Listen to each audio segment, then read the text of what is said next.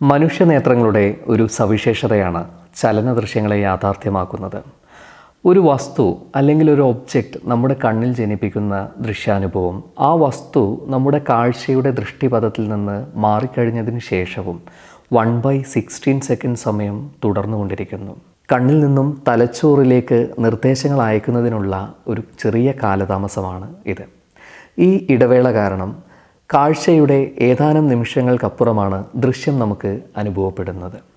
കാഴ്ചയുടെ മറ്റൊരു നിർദ്ദേശം തലച്ചോറിലേക്ക് അയക്കപ്പെടുന്നതുവരെ പ്രസ്തുത ദൃശ്യാനുഭവം തുടരുന്ന ഈ പ്രതിഭാസത്തെയാണ് വീക്ഷണ സ്ഥിരത അല്ലെങ്കിൽ പെർസിസ്റ്റൻസ് ഓഫ് വിഷൻ എന്ന് പറയുന്നത്.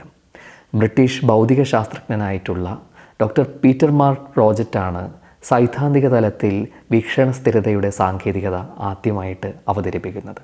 ആദ്യകാലങ്ങളിലെ ഫിലിം പ്രൊജക്ഷൻ്റെ ടെക്നോളജി വിവരിച്ചു കഴിഞ്ഞാൽ കുറച്ചുകൂടി ഇതിന് പിന്നിലെ ശാസ്ത്രം നിങ്ങൾക്ക് മനസ്സിലാകും. ഒരു ഫിലിം പ്രൊജക്റ്റ് ചെയ്യുന്ന സമയത്ത് ഒരു സെക്കൻഡിനുള്ളിൽ 24ഓളം നിശ്ചല ദൃശ്യങ്ങളാണ് നമുക്ക് മുന്നിലൂടെ കടന്നു പോകുന്നത്. എന്നാൽ വീക്ഷണ സ്ഥിരത എന്ന സവിശേഷത കാരണം ഈ നിശ്ചല ദൃശ്യങ്ങൾ ചലിക്കുന്നതായിട്ട് നമുക്ക് അനുഭവപ്പെടുന്നു. കാഴ്ചയുടെ ഇതേ സവിശേഷതയ്ക്ക് അനുസൃതമായിട്ടാണ് ക്യാമറയുടെ പ്രവർത്തനവും.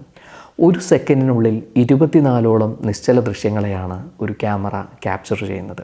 ഒരു സെക്കൻഡിനുള്ളിൽ 24ഓളം ഫ്രെയിമുകൾ അഥവാ നിശ്ചല ദൃശ്യങ്ങൾ പകർത്തുന്നതിന് വേണ്ടിയിട്ട് ക്യാമറയുടെ ഷട്ടർ തുറന്നിരിക്കുകയും അത്ര തന്നെ ഫ്രെയിമുകൾ മുന്നോട്ട് നീങ്ങുന്നതിനായിട്ട് ഷട്ടറുകൾ അടയുകയും ചെയ്യുന്നു. ചുരുക്കത്തിൽ ഒരു സെക്കൻഡിനുള്ളിൽ 48ഓളം ഫ്രെയിമുകളെയാണ് ഒരു ക്യാമറ ക്യാപ്ചർ ചെയ്യുന്നത്. ഈ 48 ഫ്രെയിമുകളിൽ 24 ഫ്രെയിമുകൾ ശൂന്യമാണ്. എന്നാൽ വീക്ഷണ സ്ഥിരത കാരണം അത് നമുക്ക് അറിയാൻ കഴിയുന്നില്ല എന്ന് മാത്രം.